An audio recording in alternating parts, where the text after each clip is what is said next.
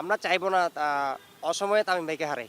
কারণ রিসেন্টলি আমাদের চট্টগ্রামের ক্রিকেটের অবস্থা সবাই জানে, খুবই ভঙ্গুর অবস্থা।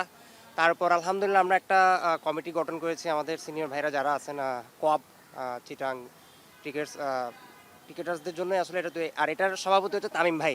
তামিম ভাই হচ্ছে আমাদের এখানে যারা আছে সিনিয়র থেকে জুনিয়র প্রায় সবার পার্সোনাল কোনো প্রবলেম থাকলে ক্রিকেট সংস্থার সাথে বা কোনো ইয়ানি এগুলোতে সবসময় হেল্প করে, সবসময় আগে আসছেন। ওনার সাথে আরও সিনিয়র ভাইরা আছেন, সাব্বির ভাই, ইরফান শুক্কুর ভাই, রাব্বি ভাই। তো ওনাদের সহযোগিতায় তামিম ভাই সহ আমাদের জন্য যে পদক্ষেপটা নিয়েছেন সেটা আমাদের জন্য খুবই গুরুত্বপূর্ণ বা আমাদের জন্য খুবই উপকারী। তো আমরা এমন সময়ে চাইবো না আমাদের বাংলাদেশের একটা কিংবদন্তি তামিম ভাই, ওনাকে আমরা হারাই। আর আমরা সবসময় চাইবো উনি সুস্থ থাকুক, ভালো থাকুক। কারণ যদি উনি যতদিন থাকবে, অর্থাৎ বাংলাদেশের যে কোনো একটা লিজেন্ড যতদিন বেঁচে থাকবে ততদিন আমাদের জন্যই ভালো। সো আমরা চাইবো না অসময়ে তামিম ভাই আমাদেরকে ছেড়ে চলে যাক, এবং আল্লাহর কাছে সবসময় আমরা চাইবো খুব দ্রুত উনি সুস্থ হয়ে আমাদের মাঝে ফিরে আসুক। অ্যাজ এ চট্টগ্রামের প্লেয়ার হিসেবে তামিম হচ্ছে আমাদের আইডল, স্বাভাবিক।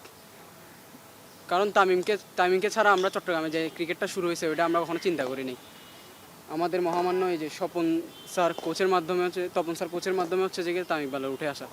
তো ওনার থেকে দেখে আমাদের হাজারো ইন্সপিরেশন। এবং আমাদের সত্যি তামিম না, শুধু সাকিব, তামিম যাই বলেন, সবাই আমাদের ইন্সপিরেশন। সবার থেকে দেখে আমরা ব্যাটিং বলিং, ছোটোবেলা থেকে ওদের থেকে আমরা দেখে ব্যাটিং বলিংটা শিখছি।